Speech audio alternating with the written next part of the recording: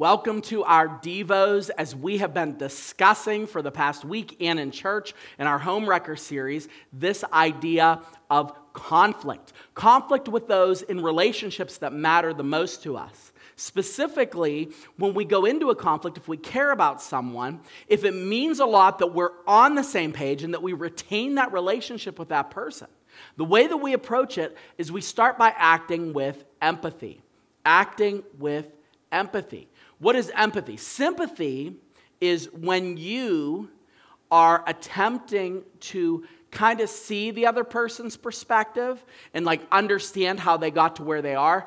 Empathy is actually when you try to put yourself in that situation and feel and experience what that person may be feeling.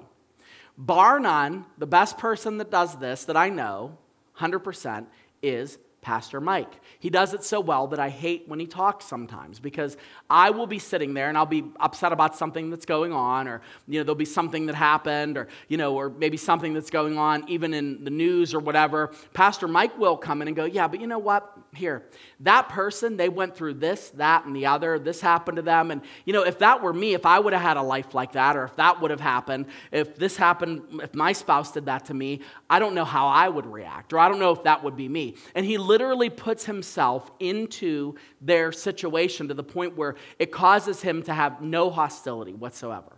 So when there's any kind of conflict, not that there's ever been conflict with anybody from the church to us. That's probably never happened, okay? Of course, I'm kidding. There's people that get mad at us all the time.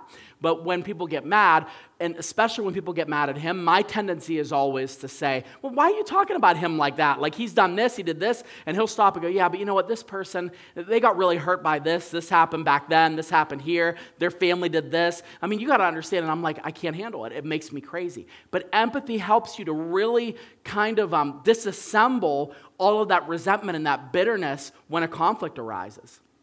And it's also biblical. In 1 Peter chapter 3, verse 8, Peter tells us, finally, all of you have unity of mind, sympathy, brotherly love, a tender heart, and a humble mind. It could pretty much be summed up. All of you just have empathy.